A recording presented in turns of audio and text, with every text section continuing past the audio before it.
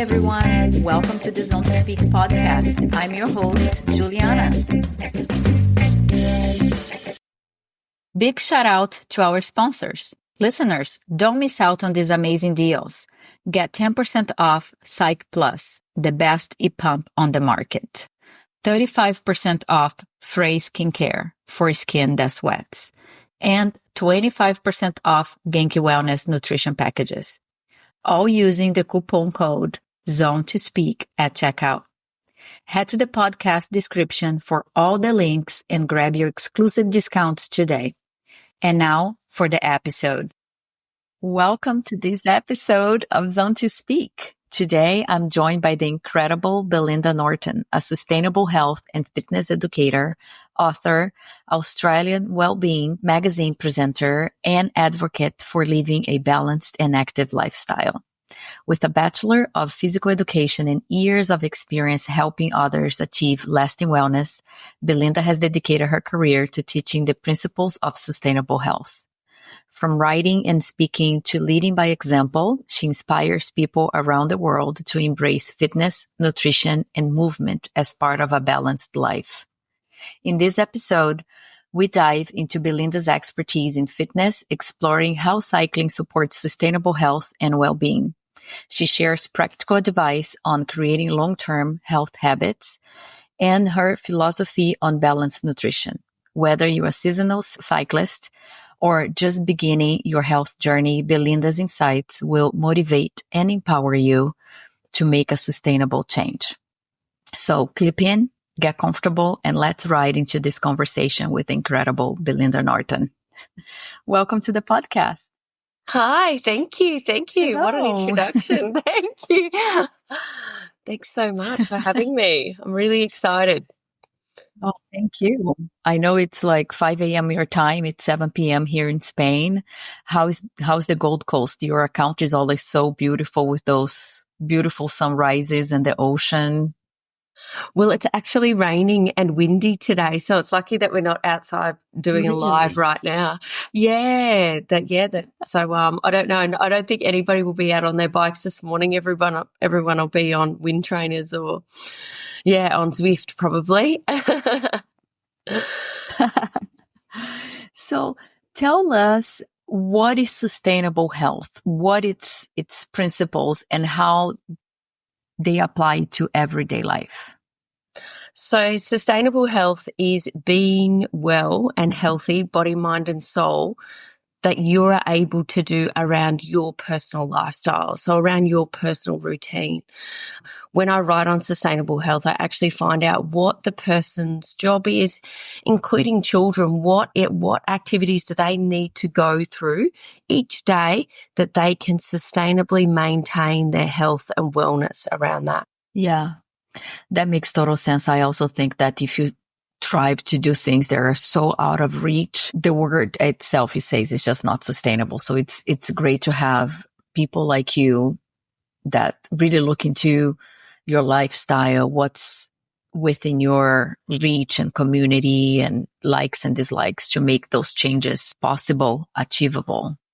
And what inspired you to dedicate your career to sustainable health? Oh, it's exactly looking at your environment also. For example, my weather here on the Gold Coast is mostly mild and quite beautiful, whereas obviously my best friend, she lives in Andorra, so her weather is incredibly tricky to work around. So I think those type of aspects, they all need to be taken into account when we're looking at a sustainable health routine. Absolutely, 100%. And what inspired you to follow this journey and dedicate your career to sustainable health and fitness education? Well, I used to be a triathlete. So riding my bike, running, swimming, and everything that is involved in triathlon was my life. I always sought to think that there was a more quality way to train. So when I did my degree, I also delved into multiple levels of other different types of sport, how that worked for your body, and obviously the biomechanics of it and nutrition of sport in different sports. So With that being said, that's where I wanted to find a way that was quality over quantity, especially when I finished racing. Yeah, that makes sense. I actually studied nutrition as well. And when I was in my late 30s, and I also have a triathlon background, but it was because I couldn't understand what was right. And there were so many mixed information out there. Yeah, it's so overcomplicated. Nutrition is overcomplicated, and so is training now, especially with social media. We are bombarded with so much information about it. And just to simplify it, especially being a teacher, I just wanted to simplify it for kids because they really bombarded. So I started to, streamline it in that way to make it simple for adults too. Yeah, I saw that you have a program for teens to get active as well. Teen Thrive. Tribe? Yeah. How do you do it? Because, I'm a mom and it's so hard to get, some teens are super active, but some teens, it's not easy to convince them to do something. My daughter was always active, but then she got to an age, she didn't want to do anything. And I told her, if you don't pick a sport, I'll pick for you. So yeah, your choice. So she ended up picking a sport, but there was always consequences that would have to be like, if you miss practice, I'm going to deduct from your allowance or something like that to keep her going. So what's your secret? Being involved with them. So I use activity or sport or cooking or nutrition with them as a connecting activity. So where we're connecting, whether it be talking or feeling good with one another or encouraging one another. So still to this day, when my children were first born, we would run in the pram together. Then it went to scooters and bikes together. And then now my daughter doesn't know any different, but running with me first thing in the morning. And she now knows and feels it with her and inside her that it's like, I feel so much better when I do this with you, Mum. And then we'll come home and we'll connect by having breakfast and coffee together. And I think that's how it works. My son, though, is entirely different. So it is different, vice versa. So I do have both sides of it. He's probably more active with swimming. I won't swim in the morning. I'll run in the morning. So it's hard. It's working out each person's routine and joining in with one another, especially with our kids. Yeah. No, you're lucky you get to do those things with your kids. Yeah. My daughter, she's not into any of the sports I do, but we do cook together. We do a lot of things together. So that's some bonding there. And I hope I can rub in, some of my health lifestyles into her. Cause I have so much of me that came from my mom too, because my mom wasn't active, but she was always like on a microbiotic diet. My house was always like whole grain, everything. And I remember going to sleepovers and I just loved going to sleepovers because they had like white bread and white rice. And people didn't understand, but yeah, because my house didn't have sugar or anything like that. Yeah. And I think that's also part of the sustainability. Like, what didn't work for us when we were children, where the balance was, and how are we going to change those cycles, and how are we going to best help? Like, what would have helped us at that stage? So now what's going to help our children moving forward? I think, and that's one bonus of, our age category and our generation. We are actually the cycle breakers to this, with this sandwich generation really making big changes for our kids' mental and body health. Absolutely. That's so true. And you also wrote a book called Fit Mama. I think it's your latest. The Fit Mama was one of my first books. The latest one, right? Okay. Yeah, they're all called Fit something, so don't worry at all. So Fit and Flexible is the latest one, but it's called an e-zine. So it's a magazine that we sell through Wellbeing Magazine, and it's a fresh new program, probably a little bit more like it's more updated. Fit Mama is definitely like the base Bible of information if you're first coming out of having a child. What is the best situation for you? Trying to cope, trying to gather. You've got small children. What's the best way to do things is definitely Fit Mama. Fit and Flexible is more coming into now that new body, that new mindset, I suppose, somatic exercises to understanding the numbness in ourselves. So that's an exciting publication also. Yeah, that's very exciting because also there's so much talk about flexibility related to longevity as well. Is that right?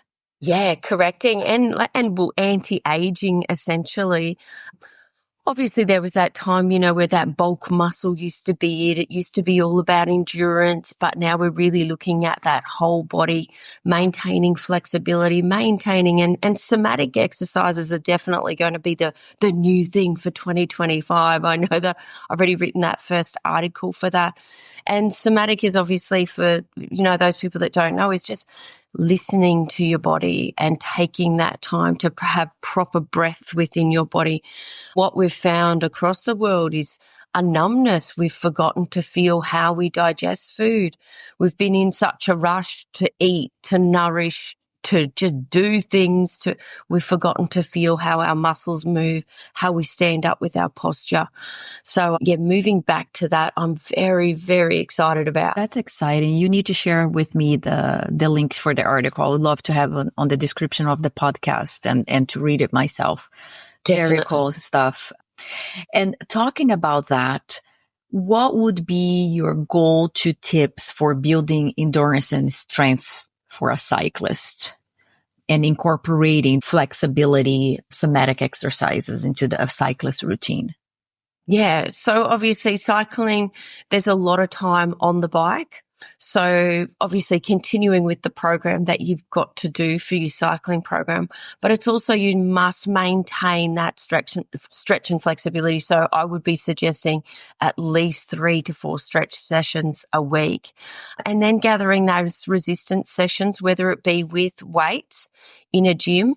I know with running and cycling, weight training absolutely changed the way that my body moved. It changed my balance in my hips. It changed my strength in my legs.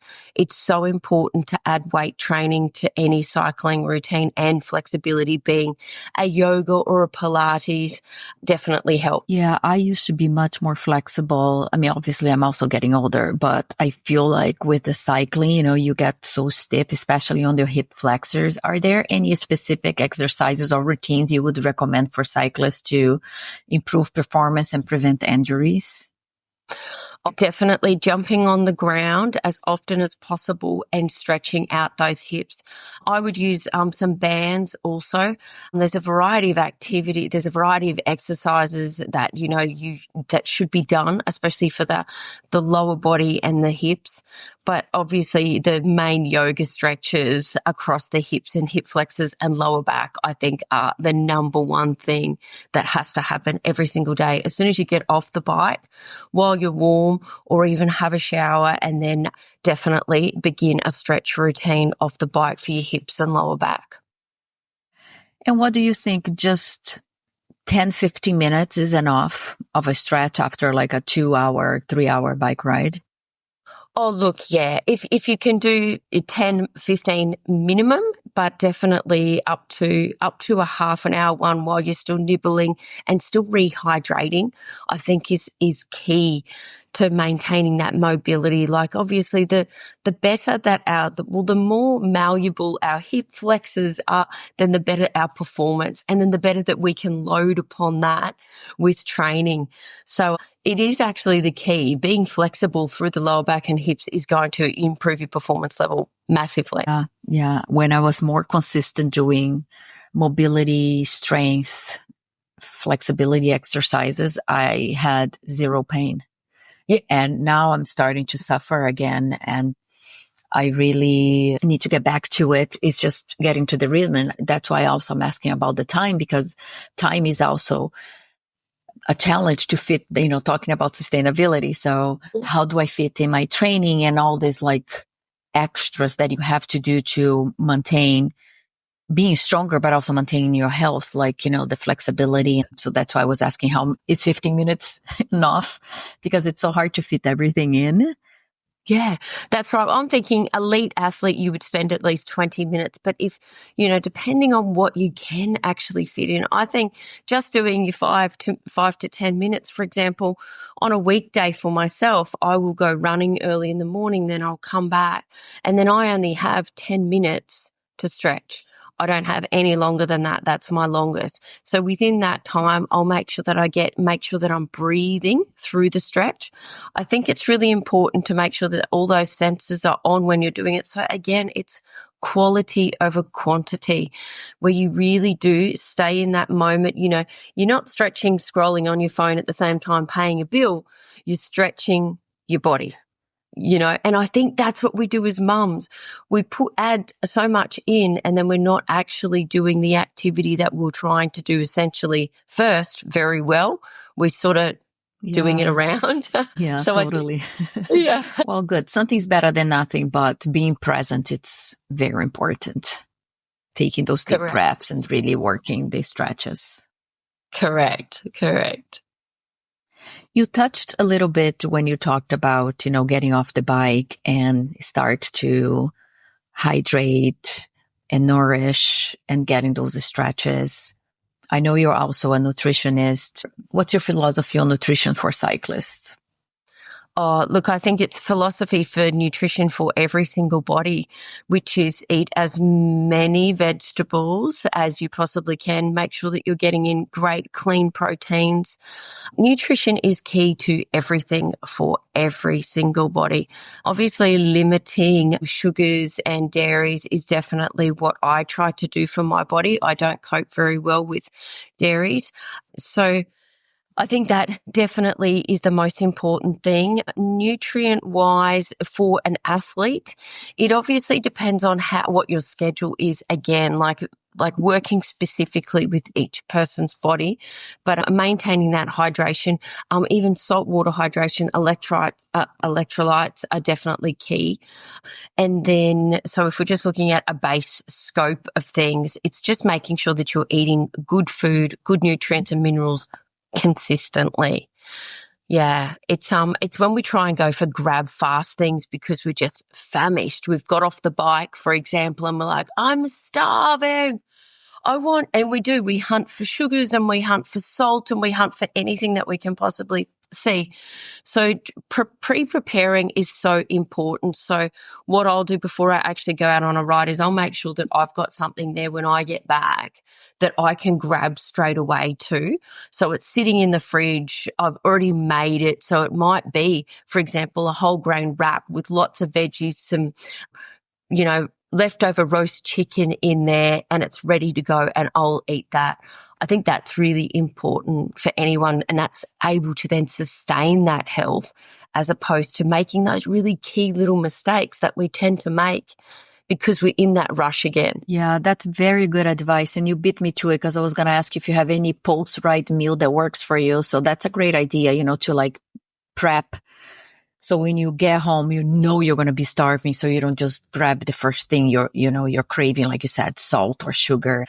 Any pre-ride go-to that you have as a favorite? Oh, definitely banana and coffee. Yeah. Oh, I think that's what we all tend to do. I think that's what a worldwide thing, isn't it? Where we'll grab some fruit and we all have, a piccolo or an espresso or whatever it is of some kind, obviously hydrating at the same time. Yeah, I'll generally have some oats, some yogurt and some fruit before I ride. I like to have quite a neutral first beginning meal. If it's a later ride in the day, then I would have had definitely protein, being some eggs, some greens, mushrooms, etc., and then on some gluten-free bread. I'll load a lot then and then maybe have an hour in between and then hit a long ride. You're making me hungry. And do you have a simple framework or tips to maintaining a balanced diet without falling into restriction or extremes? Yeah, definitely. And this is one thing I have maintained, I think the same pretty much food lifestyle diet for my entire career. So I'll start with, as soon as I wake up in the morning, even before I run or before I would used to ride or swim, I would hydrate, banana, coffee, go. When I'd come back, I'd call it second breakfast, which would be those eggs, a protein, etc. Or then I would have an oats yogurt. Morning tea, I always have the same type of thing, which is a pre-prepared little jar. I have them on my website and on everything that I do all the time.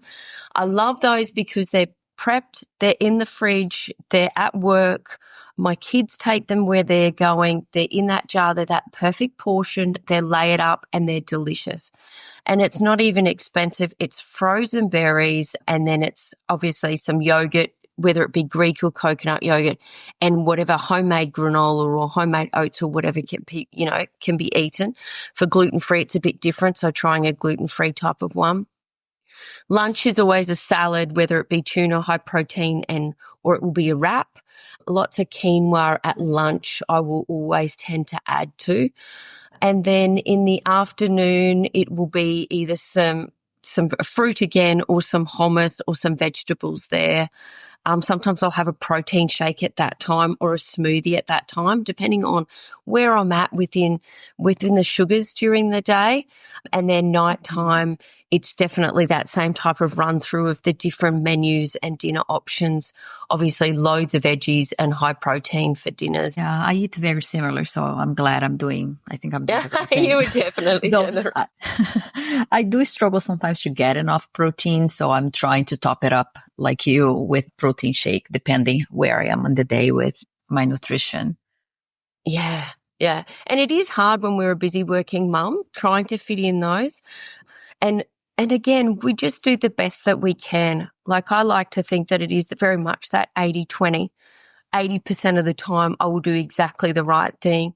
This time of year is particularly hard, being close to Christmas, working, there's options in front of you. Oh, you've got to go to this and they've got something that you wouldn't normally eat, but you join in because it's part of it, etc. So it's obviously 80-20 rule. Yeah, that's a good rule to live by because I think that's why some people make mistakes. And I was going to ask you, what are the common mistakes you see people making when they're pursuing a health lifestyle? How can they avoid them? Because I feel like a lot of people just restrict everything and then you crack at a certain point. Yeah, restriction really doesn't work. I did, for a long time when I was racing, it was very much analyzed and calorie counted and, macronutrients here and how everything is working within the body. And, if you're an athlete, I agree that, you do need to be so specific as to what's going into your system. But when you are not, I think it's too much mindset taken over with analyzing, and it actually starts to be a detriment to your total lifestyle because it needs to be that balance, sustainability around food. And you need to just love and accept yourself for living. We don't want to take away that joy of actually living and saying yes to beautiful things in our life. Having a glass of wine because you've ridden your bike to a winery. Having that piece of beautiful homemade cheesecake that's been made. I just, I really think that it needs to still have joy. Life needs to be joyously lived. Absolutely. Absolutely. And besides the 80-20 rule, are there any ways that you would suggest for staying consistent with fitness and health routines? Well, definitely having a routine set that you can do. So this is making sure that you write down. So you write down all the things that must be completed for the day. So around your job, around, children. Okay, where can I fit in that 1 hour or 2 hours? For me, essentially, it's a 2 hour every day where I will train. And then obviously food around that. So for that, most people should be at least 1 hour per day. So it's consistently understanding that you are doing this for the betterment of you, for the betterment of your mindset, of your body. A lot of people think that, and it depends on, where you've grown up, as to be, almost guilt that you have to do this in this way And for many women, in around the world also, it's that guilt of, oh, but you're leaving the children to go and do this for you. No, you must do this for you. You are just as important. You must love the way that your body moves in every way, shape and form. I think also accepting the body changes that we go through, especially as a female athlete, as a female cyclist. 1 week we'll be performing at a certain level and the next week we won't, whether it be around our hormones or whether it be, around our sleep patterning. I think accepting where we are at that day and accepting and having gratitude for the way that even our body changes, through our life.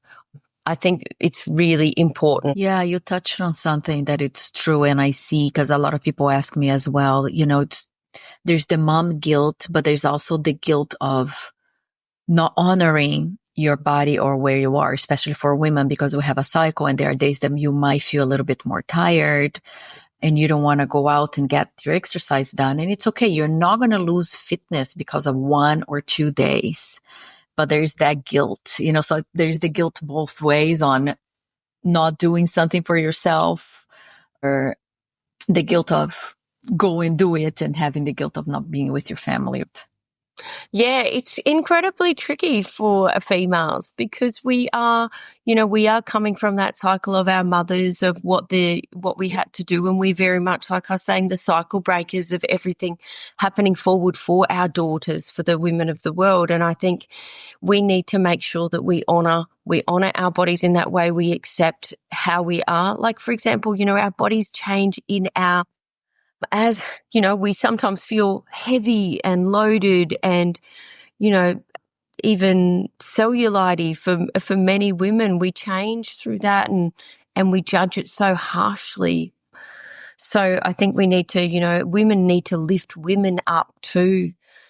That's so important right now and that's also a part of being a cycle breaker there, because we see and hear so often still women tearing down others and not saying, wow, look at you go, we'll see influencers doing something and I just find it so saddening to see when people do that to one another. I said, well, why do you do that? And we know that is that projection from inside, that's what we've been told we should do or we've seen happen. So we need to stop ourselves before that happens. Yeah. And I hope, the new generation is able to break that cycle, because it is something that I don't understand as women, why we're not as united. Men, I feel that they are much more united that way, where women aren't. And it's hard to feel sometimes welcome into a new group, or even at work. Sometimes you go to work and your male colleagues are much more, generally speaking, but are more welcoming, or, not so much with a guard up and, you have to prove yourself, or I don't know, to fit in. Yeah. So it'd be great if we can eventually be a more united group. Yeah. And one thing that I definitely do all the time, I will ask women, I will point blanket say to them and make women feel comfortable in saying, what is it that makes you feel threatened or that makes you want to compete, or what is it about that feeling right now? Let's sit with that for a second. For some women, they can acknowledge it and they can go forward on it. For many, they're not quite there yet. But I think we need to start having this really big discussion about why we can't lift each other up. Is it because we're competing for men? Is it because what is the actual reason around the competition? And we know men tear us down all the time, which they do, that they will be the first to pick on it, and generally women jump on board. But what is it about that projection that we jump on, that we don't automatically defend another woman? Why do we feel like we have to compete then to get that male's attention? I think that's a really big part that we need to work forward through. Yeah, that's a good question. It's good to ask yourself and ask others, and hopefully break the cycle, because we're not doing each other any favors by putting each other down or judging each other. That's right. And it's astounding. Yeah. Yeah. So we've all got to help one another and just say, why did that happen? Let's not do that anymore. And I think we can really change the world by doing it. Absolutely. We'll be much stronger. You Yeah. can do so much more. It's cliche, but like you can go so far alone, but you can go so much further, as a group. And it's so true. Yeah, that's exactly right. You said you have a triathlon background in sports. Do you still ride your bike? Oh, yeah, definitely. I'm just on a mountain bike at the moment because I find that it's just for where I am as opposed to a road bike. I'm meant to be coming to do a ride in Italy, but I'll just borrow a bike when I get over there because obviously, it's so easy to gather bikes. Yeah. So yeah, right now, so I'll ride either stationary bike during the week because I just don't have time around work, or I'll do a bike session that way. But on the weekends, I'm out on my bike, but riding trails or gravel. How nice. How nice. Yeah. I used to do triathlons, like I said, but now I'm mainly gravel. I do have a road bike. It's nice sometimes just to go on tarmac and not be watching out for rocks, but I just love gravel so much. Just, it just feels a little bit more connected to nature than road. And usually there are less cars or no cars, and it's so nice. Yeah, exactly. I think so many triathletes now, we've all switched over to gravel just because of the amount that we had to deal with cars and abuse on the road. I don't know how I'm not sure what you have to deal with, but I definitely know within Australia we have, a lot of people throw abuse and hurl abuse at us, not particularly here on the Gold Coast and by the coastal sides because there's a lot of cyclists, but definitely city-wise, yeah. So it's dangerous. Yeah, very dangerous. Yeah, no, in Spain, I mean, where I am, Costa Brava, the cars, most of the time they are very good sharing the road with the cyclists. It's still dangerous, of course, because you're sharing the road with a car, but most of the time the bicycles are respected. But I lived in New York and Miami, and forget it. You have to be so careful. And I lived in Dubai as well, but there you are not supposed to really cycle on the road. They have a lot of nice tracks that you can go to, and it's just for bikes. Oh, wow. Yeah. I heard Dubai did that. That needs to be one of the things on the list. Yeah. Places Yeah. to ride. Yeah, actually, I mean, Dubai is famous for, the luxury dining and nightlife, etc. But the cycling there, it's pretty nice. I love it. They have cycling track in the middle of the desert and you're just riding through the dunes. There are no cars. It's really, really special. I love it. Oh, wow. Okay, I need to do that. Yeah. And they also planted, I don't know what's the number. I don't know if it's 10,000 or 30,000 trees, and created this beautiful park. It's called Musharraf Park, and they did a mountain bike trail as well. And you have like the green, the blue, and the red.